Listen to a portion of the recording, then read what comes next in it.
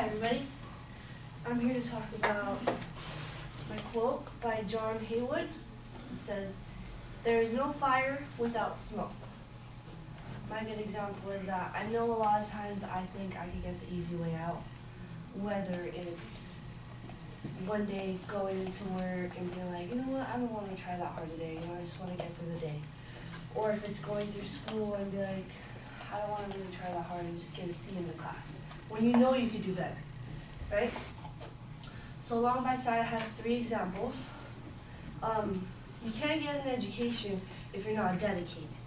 If you're not dedicated, then you might just give up and not even want to try no more.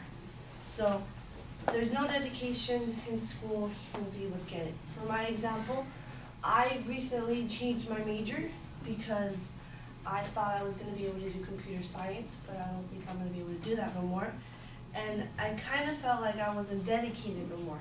So by hand in hand, it goes to the wrong where I got to be dedicated to what I really want to do. So that's my first example. Second example, there's no money without hard work, right? For example, in my work, I want to be a server one day at Lazy Dog Restaurant. So I know I'm going to have to try really hard and bust my butt off if I want to be a server if I'm a host right now. So that's going to take a long way to go. And then my third example would be, there's no hope if you don't believe in yourself, right? If you believe you can't do something, then you're not going to do it even though you still try. Because in believing in yourself that you can't, then you won't be able to. So, as the quote says, that there is no fire without smoke. I believe the smoke could be the dedication to the school, that the hard work could be the smoke to the fire, and so forth and so forth. So in conclusion is, I believe even when we try to get the easy way out, we should know that when there's always an obstacle to accomplish your goal. Thank you.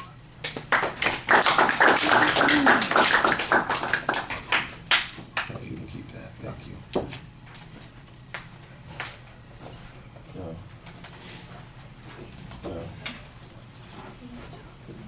Am I wrong with it?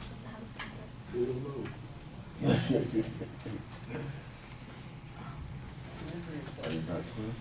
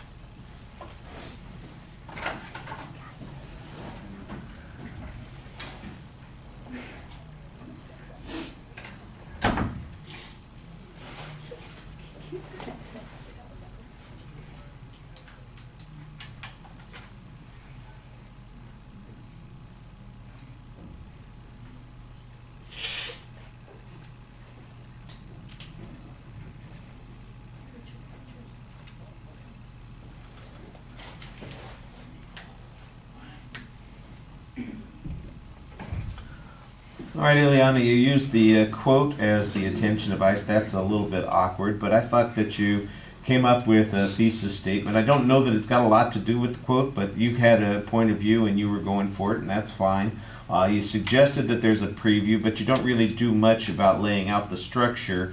However, in the body of the speech, you do a very good job laying out the structure, so I know what the supporting points are as you're speaking, and it just seems strange that you wouldn't have labeled them at the beginning of the speech. The examples are okay. Sometimes they could use a little bit more detail, tell us a story, make something more interesting. They do make the point that you're trying to make, so that's okay.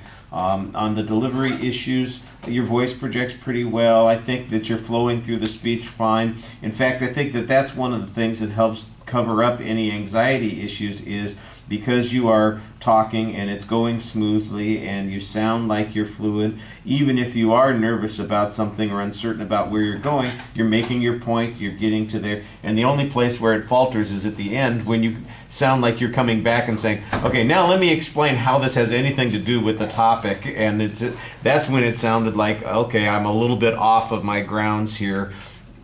I thought you were better off just going with the flow and don't worry about the topic kind of thing. And when you come back to it at the end, that's when you struggle, like all of a sudden, instead of being in control, you feel like you're being controlled. I thought it was a little distracting to have that big piece of paper in your hand while you were speaking. It was distracting for me to look at, and it was distracting you sometimes too. Although I thought you did a pretty good job with your eye contact, despite the fact that you had that page in your hand.